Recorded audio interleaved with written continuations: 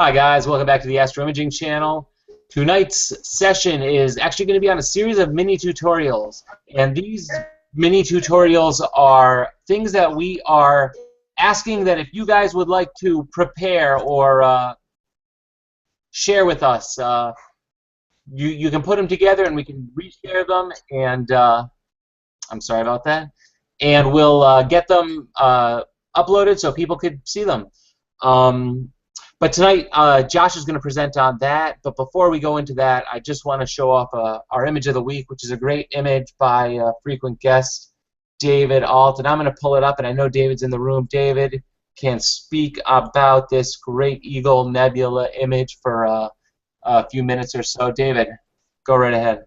Yeah, so this is about 17 hours of total exposure time to get this image. Most of that was in HA. I think about 13 hours of it was just HA captures, and then another 4 hours around there of RGB data. I had a few nights that were kind of went a bit amiss, so I didn't end up with as much green data. But because we don't have a lot of green in the field of view, I just decided to go with it as it was. I was really pleased. This is kind of the first real image I did with my new camera, and with my little 90mm telescope, I was able to get just a fantastic amount of detail way down into the core of the pillars. So this combination of a small refractor with a small pixel camera actually is working quite well.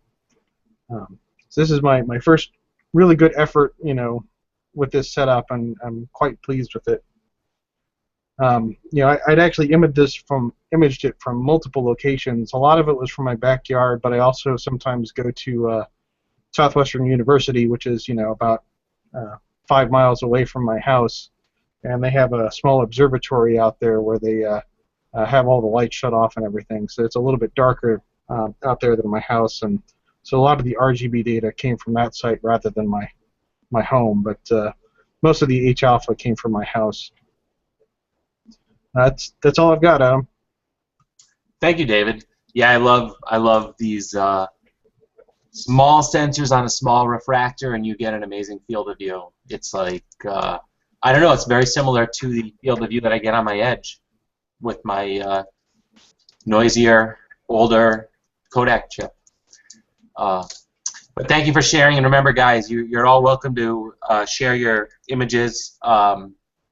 We post that thread on Google Plus until we're getting our website, which is coming along, and we're hopefully getting it soon. But till we do that, please keep sharing your images. And right now I'm going to jump over to Josh, and I'm going to work some magic because we're going to be sharing the video in an interesting way today. But Josh, go ahead and take it over, and I'm going to try and keep up on this side. Okay, thanks, Adam. So what we're going to do tonight, we talked about it briefly a few weeks ago in our year anniversary show, but we want to introduce a concept which is going to be mini tutorials. And we kind of talked about this a lot and decided that sometimes it's a big commitment to try and sit down and watch through an hour-long or 90-minute-long show to figure out how to do any kind of processing technique. And we thought that much easier to consume material or data is going to be in small spurts. So we've moved away from only sharing 90-minute videos, and would like to start sharing videos that are 5 to 10 minutes long, really hopefully under 5 minutes usually. And instead of covering real in-depth and quite a few processes for one image, what we'd like to do is just cover one very specific method for doing something, or one small condensed method for doing some kind of action. So what we're going to do tonight is share a couple of these different mini tutorials, and as you can see, they're not expertly put together, and they're not super professional, and we're not looking for that. But what we are looking for is people just to share their methods for doing different things, whether it's introductory levels and curves in Photoshop, or it's something as intense as tone mapping in PixInsight. We'd just like to share as many of these as possible. We'll be tagging all of them, and what we'd like to do is basically create a database, or sort of a Wikipedia type database for the Astro Imaging channel that covers all kinds of different methods for processing images.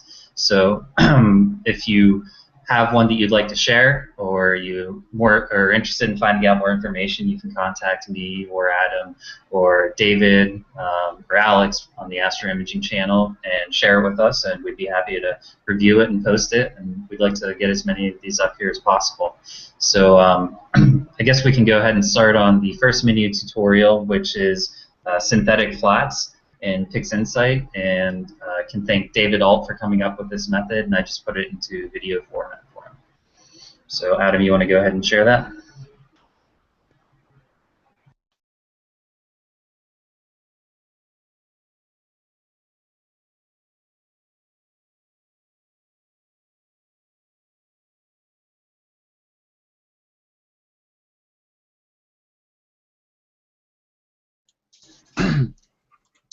Can you see my screen full screen? I'm just asking. Yes, we can. Thank you. There we go. Hey guys, this is Josh Smith with the Astro Imaging channel. Tonight we are going to go through a handful of quick hit mini tutorials that we'll be releasing on the website. These mini tutorials are going to cover anything from image processing to hardware selection to software and everything in between. So the first tutorial that we are going to cover tonight is going to be on synthetic flats. It's a method developed by David Alt and PixInsight, and it helps with uneven backgrounds or background aberrations, and that's usually something that can be fixed with calibration files, and when your calibration files aren't working, this is a method that can hopefully help recover your images. Okay, so we're going to start a synthetic flats tutorial here. You may have seen this on a previous show, but we're going to go a little bit more in depth on this. And to do the synthetic flats, first thing that you want to do is make sure that you have the screen transfer function, multi-scale, median transform, pixel math, and clone stamp icons up and ready to go. While this is sort of an advanced process, it's actually pretty quick and pretty easy to apply to help recover your image. So the first thing I'm going to do is show you what's happening with this image, and this is my image of the coma cluster. And as you can see, the field is not very flat. You can see these vertical banding issues here on both the right and left-hand side. They actually are only coming from the left side of the camera, but because I captured data on both sides of the meridian, you can see them on both sides of the image. So this was taken in really bad light pollution. So the flats don't always perfectly correct and give you a flat field when you're in really bad light pollution. And on top of it, there's some really nasty gradients coming from all kinds of different directions.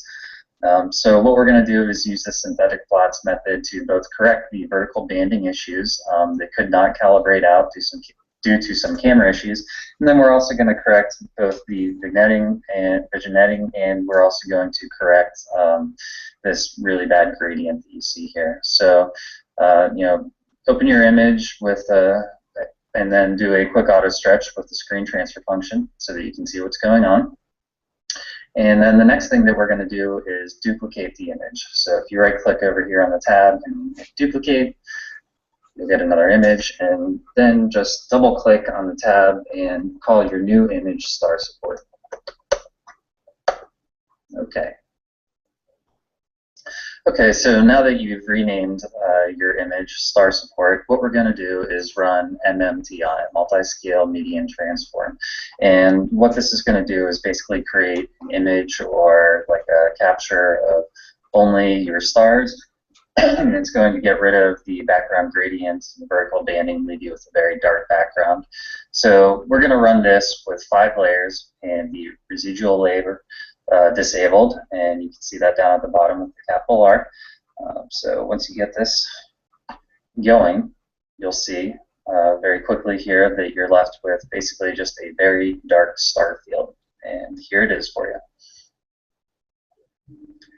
Okay, so now that you have your star field, next thing you want to do, just minimize that image, and let's make another duplicate of the original image. And so we'll go over here and duplicate that, and we're going to rename this one flat.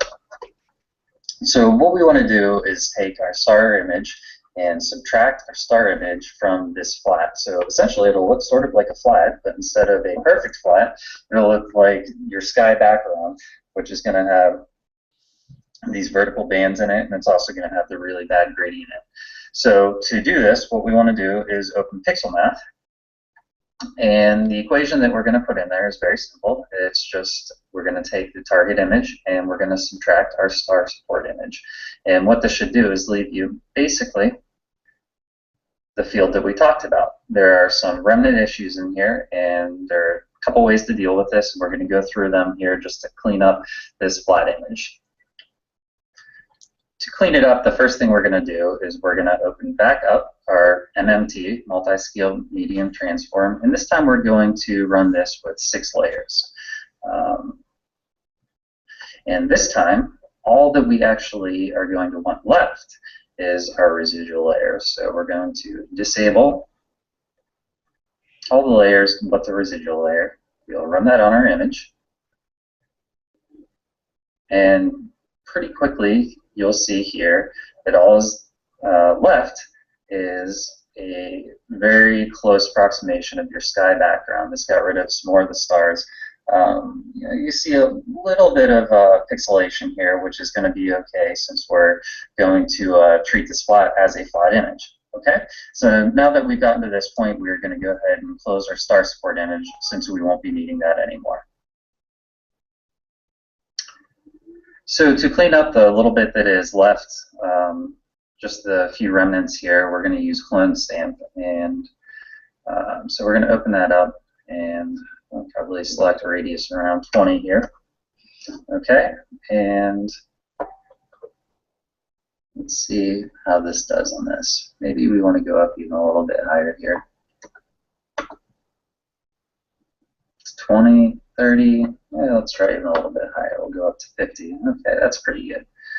And what we want to do is actually get something that's going to be very close to what our background looks like right next to these little aberrations. So try and click as close as possible, and that way we get something that's not going to create any more artifacts. May even go just a little bit higher on this radius, maybe even up to 100 to help kind of, there we go, smooth it out just a little bit more, so we don't want to introduce any more background aberrations. So you can see this is doing a pretty good job here of getting rid of these little aberrations. So zoom out, let's just make sure we hit the majority of these here. And it looks like we really got pretty much most of them very quickly on this image. Okay, that looks pretty good. Yep. So the next step, now that we are done with this, is to do a little more pixel math. So the pixel math that we want to run is basically to use our flat that we created as a flat for the original image, just sort of exactly like you would think. So we're going to close out the MMT here, so that's no longer needed. We're going to close out the clone stamp, because that's no longer needed, and we're going to open Pixel Math back up. So this time, the equation that we want to run is to basically apply a flat or a synthetic flat to our original image. So the equation that's going to accomplish this is your target image times the mean or average of the flat and divided by the flat, just sort of exactly how you would apply a real flat frame. So go ahead and minimize this picture, and we will apply this pixel math, and voila, look at that. So this field that really was pretty demolished looks much better. Sometimes you might want to come in here and take a couple passes with your clone stamp so that you can see a tiny little aberration here, but really it did a very, very good job. Increase the noise a little bit, which is going to happen whenever you apply calibration frames like flats, but it really did a great job of flattening out the entire field. So if I undo the pixel math, you can see just what a terrible gradient and vertical banding stripes are on there. And then if I redo this, You can see how it just completely flattened that field out. So there are some caveats to this method, and really one of the main ones is that this method works best if the size of your background aberrations or vignetting or your gradient is really different in size and structure than the targets in your image. So with a galaxy cluster, this works very well because the background aberrations were massive. They went across the entire field, and they were very pretty big and diffuse. This might not work quite as well on a very diffuse nebula, but on something like this or a picture of a galaxy, then it's going to be much, much more effective. So I hope this method helped you. Thanks to David Alt for providing this method, and thanks for watching.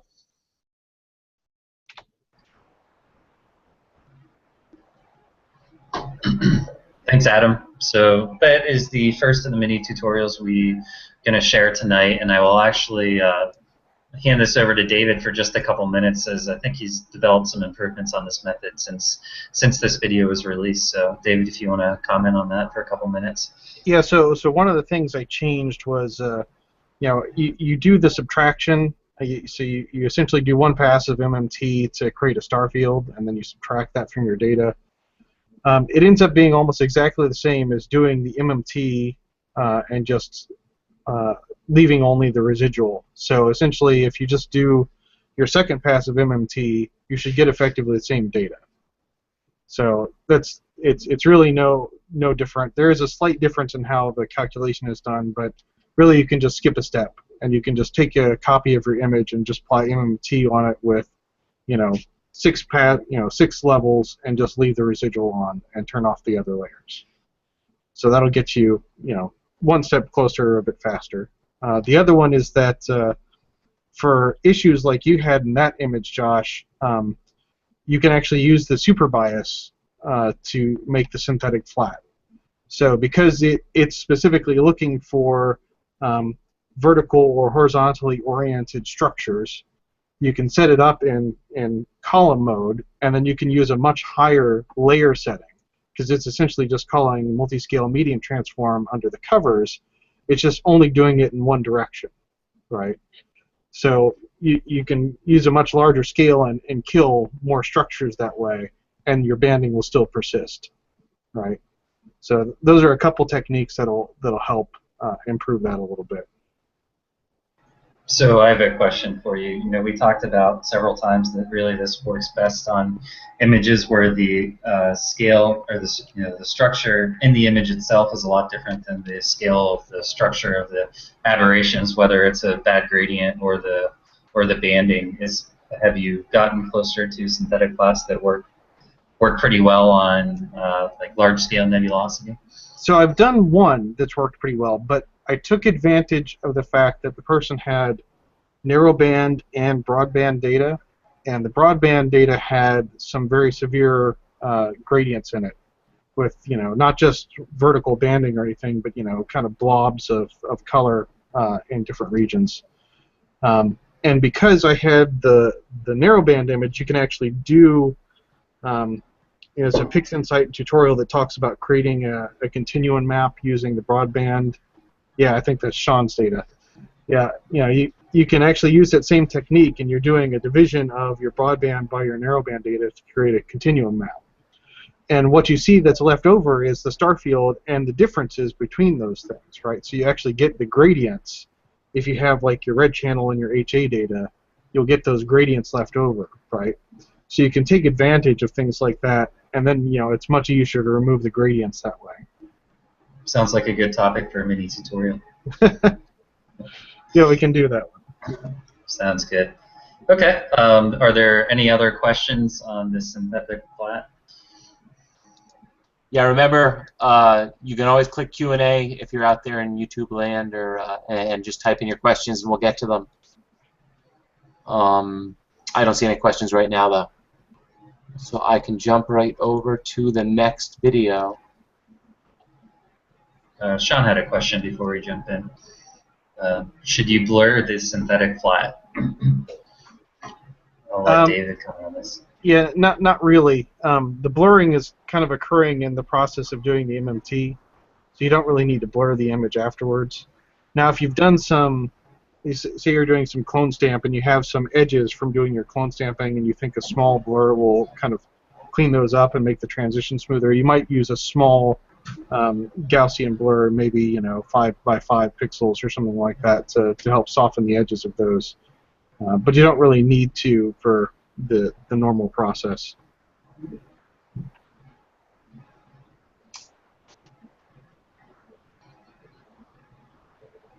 All right. Moving on to the next video.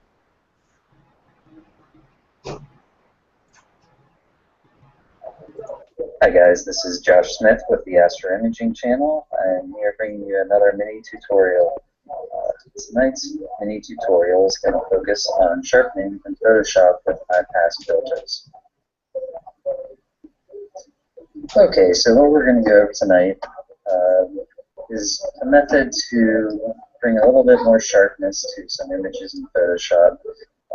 This method is going to work best if you have a starless image. As you can see, we're working on a starless version of M27 here.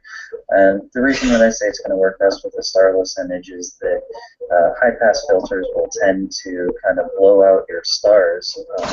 So you either need to really mask them well, or have tone mapped your picture already. So I like to apply these with kind of subtle effects. I don't like to try to over sharpen anything. So a combination of lower opacity masks and grouping these different layers will help give you a subtle sharpening effect. So the way that I like to go about doing this is that I make 6 copies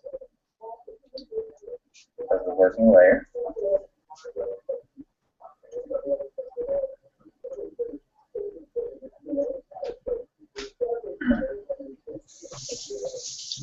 And I'm going to hide all of them, except for the first 2. So usually, depending on image scale, I apply these high-pass filters at different radiuses, and I start with somewhere around 50 pixels. And if you zoom out just a little bit, you can see that should grab the large-scale structures. So I'm going to apply the first 2 layers at 50 pixels. And I'm going to change the top one of those 2 layers to a soft light, the bottom one to an overlay, and I'm going to put those 2 into their own group. Knock that group down to 50%. I'm going to knock down the soft light layer to 60%. I'm going to knock down the overlay layer to 50%. Now I'm going to do the same thing to the next 2 layers. For these 2 layers, I'm going to go down to about 15 pixels. Again, these the radius pixel size kind of has to do with your image scale, but usually I do something like 50, 15, and 5. So I'm going to go through and set this next one, 15 as well. And knock this one down 60%. Knock this one down to 50%. And like same thing as below, bottom layer to overlay, top layer to soft light. Put these 2 guys into their own group and knock this group down to 50%. And then I'm going to do that one more time. So I'm going to do that at 2 pixels.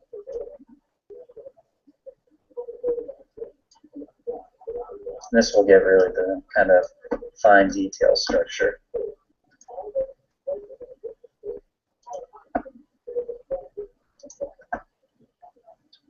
And same thing with knocking these opacities down here.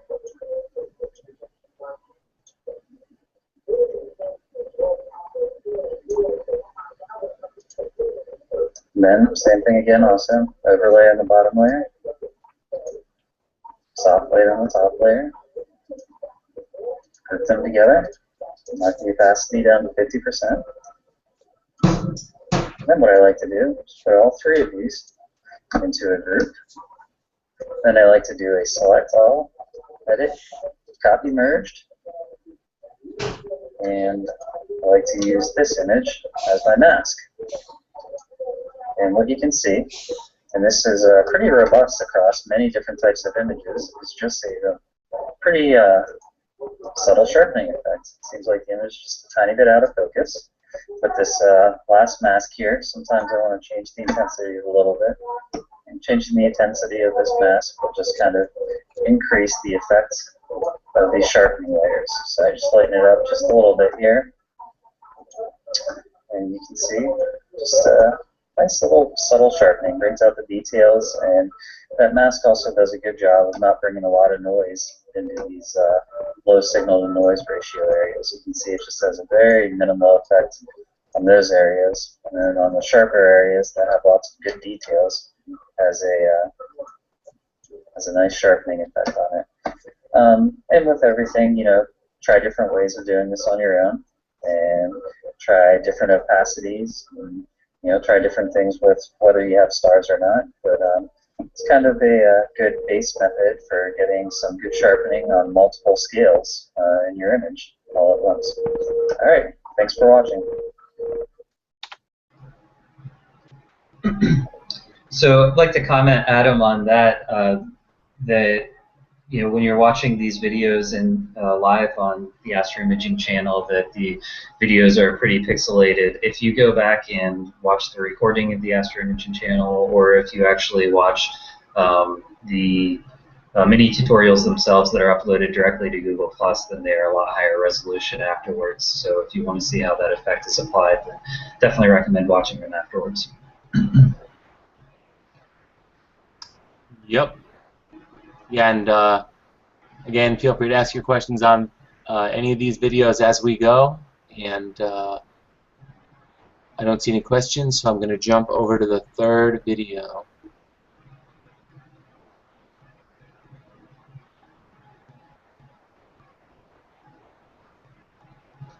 Hi guys, this is Josh Smith from the Astro Imaging channel, and here's another mini tutorial. This mini tutorial is going to be combining RGB stars with narrowband data in Photoshop. I'll go through two methods of doing this very quickly. One method with data that has been toe mapped in narrowband, and another method will be with stars that are already in your narrowband image. Okay, so the data we're going to work with for this mini tutorial will be the M27 narrowband data that I captured, and we'll also work with some RGB data that Cloudy Nights member Mad Ratter shared with me. So thanks to him for sharing this RGB data. And so one of the more commonly asked questions when talking about narrowband imaging and tone mapping is how to put your color stars back into your image. There's two ways that you can look at it. One is that you add your RGB stars into a tone-mapped narrowband data image, and the other way that you would look at it is that you replace your narrowband stars with RGB stars. So the highly recommended way that I would tell most people to do this is to use a completely tone-mapped image and then add your RGB stars back into it. It's just a much cleaner way to do it. You're going to get only the RGB stars in there. You don't have to worry about halos.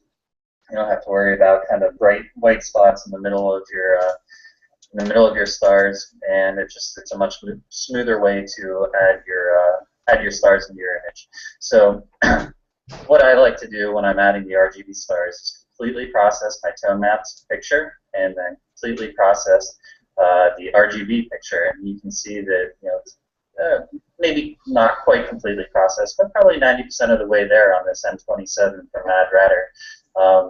So, you know, the stars are already quite colorful, and they're ready to pop in.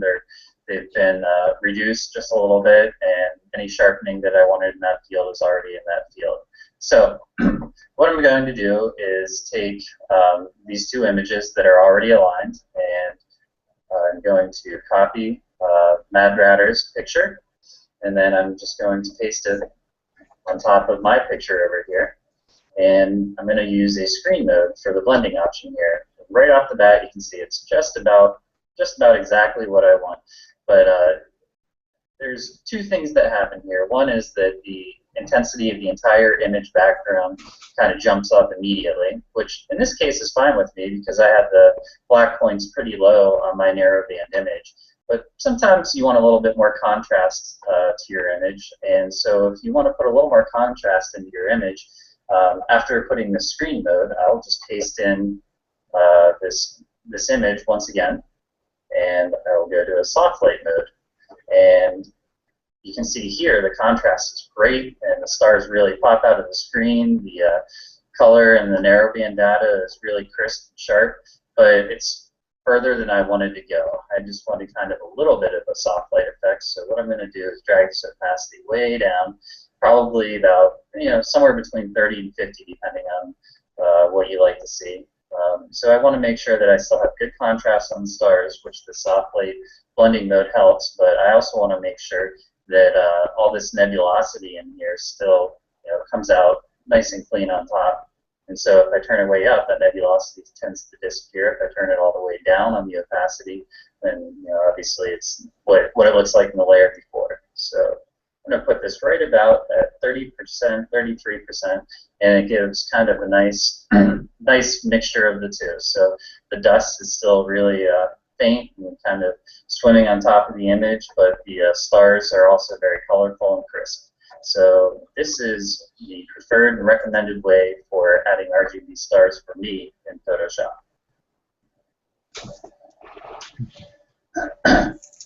Okay, so another quick method for doing this here, and I'll step through this briefly, is actually replacing narrowband stars with RGB stars. So in this case, what you have are white stars in the background, and you can get these white stars from narrowband data by going up to a filter, noise filter, and then reduce noise.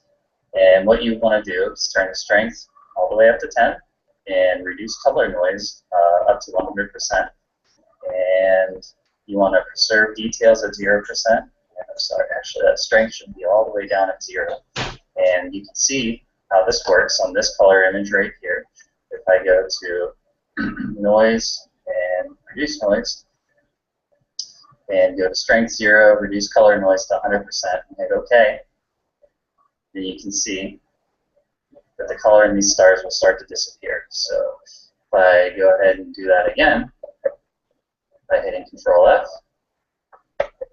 color will continue to disappear in these stars and it will turn white. So this is sort of the same exact effect that you want to go ahead and do if you were working on narrowband stars that sometimes get that magenta hue. So you can see here, this is where I would basically have put in my narrowband stars and reduce the color in them. So once you reduce the color in them, then you want to go through, create a new layer. So I have colorless stars, and then you want to go to Image, Adjustments, and select a color, and go to your whites. And when you go to your whites, you want to turn your black slider all the way up. And you might have to do this just a couple times. And we'll do this one more time here. Turn the black slider all the way up on whites. And you can see what it does is it kind of takes out the core of all this, all these white stars, and turns down the color on them. So once you do that, then you can take your color image, and I'm going to go back in history here, and take the color image with the stars here, copy that, and bring that back onto your original image, and all you want to do is lighten with that. So you go over to your lighten mode, and you can see color stars pop up right on top of those white stars. And so this is a good way to work with putting RGB stars back onto narrowband stars. And you can see it does a good job even here on these little stars that are hard to get color onto. So sometimes you'll see also that you'll blow out a little bit of the core because you're reducing the color, and when you're adding your layers that have your narrowband data on it, you might ruin this area in here. So that happens. All you have to do is bring that original image back on as a layer on top. Feather this data back in. So feather that at about 50 pixels, and I will make a mask with that. And you can see it gives a very similar effect. So you have your RGB stars, and you have your original dumbbell here, and everything's back in there. I don't like this method as much as the first one that I showed, but it's another way that you can add RGB stars to narrowband data. Thanks for watching.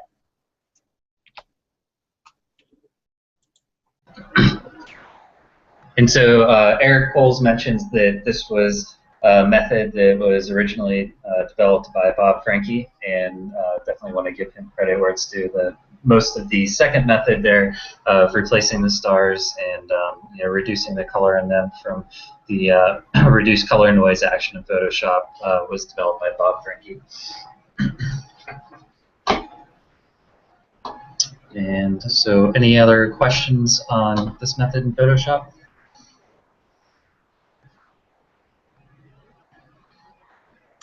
I don't see any others. So the last video that we're going to share tonight is very different from the first two. It's just kind of an example of something different that, or a different kind of maybe mini tutorial that you might want to share. This was made quite a while ago by me, but it's just an example of a short 5-minute video.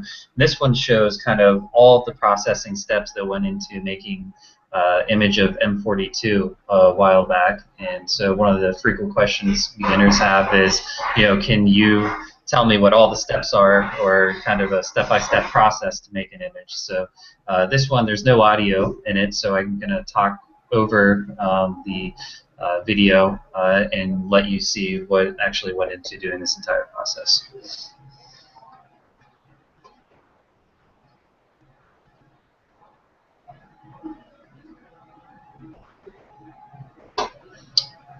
Okay, so as I mentioned, this is it's a quick video showing the basic steps, and the programs used in this video are Nebulosity and Photoshop. So we're going to do all the calibration and color correction early on in Nebulosity, and then we're going to move it over to Photoshop. So starting off, calibrating the individual exposures by applying the flats and applying the darks to all of them. And the next step is to normalize the intensities of each of these. And then you want to go through and debayer each of your frames. And debayering adds the actual color to them. And then the final step before having a stack is aligning the images in Nebulosity. So during Nebulosity, calibration and stacking, I like to do it separately. I like to align the images first, and then I like to stack the subs together. And this lets you apply the stacking algorithm in Nebulosity independently from actually aligning them. So once you have them aligned, this data was taken with a DSLR. It was a modified Canon T3. And one thing that Nebulosity did pretty well was actually do color correction on DSLR images, and also with some one-shot color CCD images. So once I have the color corrected and the stack in Nebulosity, I'll save that out as a TIFF, and then I'll bring that color TIFF over into Photoshop. So the first thing that I'll do when I bring the image into Photoshop with this process is just start by doing handful levels adjustments and curves adjustments. And for this particular image of M42, there's a lot of high dynamic range in it. So what I'm doing is kind of, step by step, I'm going through slowly and iteratively increasing the levels and increasing the curves so that the fainter outer tendrils are coming out just a little bit at a time. And what you want to do with an image like M42, since it has high dynamic range, is that you want to take those layers and you want to blend them together, and you want to put this fainter core that's not quite so blown out, back on top of the blown out cores of the more stretched data. So you can see here that I probably went through about 4 or 5 layers in Photoshop, and I'm just kind of blending in these layers, you know, with the fainter outer tendrils and then the brighter inner tendrils, or sorry, brighter core, and getting them so that you can see the details and all the images together. So this was a set of short exposures taken on M42 to get kind of the brighter central part. And so I'm going to flatten this image, and it's ready to go, and I'll be able to blend that into the next stack of images. And for this stack, you can see pretty quickly as I'm doing the same thing, adjusting the levels and bringing out the faint details. These were the longer exposures, and I think that they were 6 minutes long. So going through the same process, just increasing the levels and using curve adjustments to bring out the fainter stuff. And once I get through all that, I'm going to go through the same process of blending the layers together. And once I get through that portion of blending all the layers together, then we'll actually blend the 2 images together. As you can see with these longer exposures, even at the very beginning, the core was completely blown out. And so one of the recommendations is not only to use this method for blending the brighter and fainter regions, but also to take different length exposures, especially on an image like M42, where you can see it's just extremely bright down in the core. So quickly stepping through the same process as the last image, and then after stepping through that, then I'll blend the 2 stacks together that have been blended with their I guess sub-layers, you would say. You can see this is where I'm doing that right here.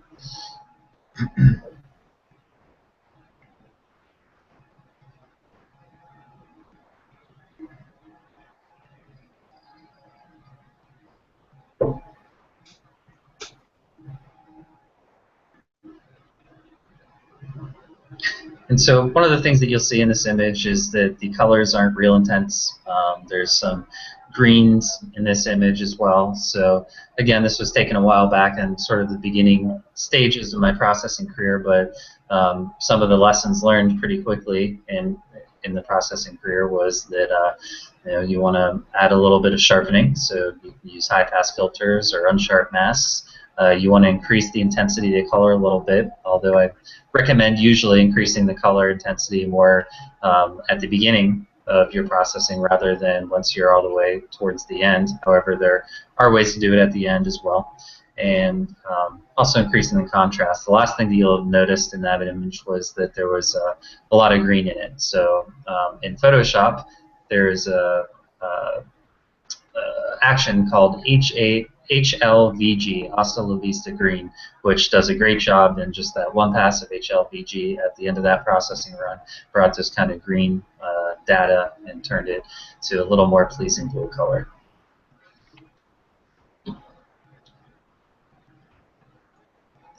So that is the last of the mini tutorials that we're going to share tonight, but really the idea wasn't necessarily to give you perfect mini tutorials, but more just to kind of introduce the concept to our community and really encourage people to start sharing their mini tutorials. And there's probably thousands, if not more, tutorials that can be made on all kinds of different things. We have questions all the time in all of our forums coming up on how to do different things in Photoshop, PixInsight, Star Tools, Nebulosity, whatever program you like. The more the better, so we can answer as many questions as possible for people. So Adam, I'll turn it back over to you unless there's any other questions on what we were going through tonight. Yeah, I'll just reiterate what Josh said. You find a technique that works for you, you want to share it, make a little 3-minute video. We'll help you figure out exactly how to get it online. This Google Hangout we can post directly online too. So even if I have to be in the room with you to get it going, we can get that figured out. But really will help. It really will help get a lot of content up there, which is what we want to do. And we have lots of plans for it. We're just starting to get them together. I don't know. It's been tough this summer. I don't know if you guys have had the cloudy but hot weather that I've had. So no imaging to get done, but still tires you out. Yeah, Sean's saying he'll do a mini tutorial, but he wants Ian McClellan to narrate his. So I think any strong voice will do. But I do want to thank you guys all for coming. I don't know if we have much else. If you have any questions now, ask them. Otherwise, we'll let it be a short session today. Tolga says can't see the screen. I don't know when that came in. I hope I got that last one right. Maybe I didn't share it properly. We'll see. But again, thank you guys for coming. We don't have a topic yet for next week, but we will get something together, and I'll post it sometime during the week. Also, feel free to share your images with us. Otherwise, thanks for coming, and have a good night.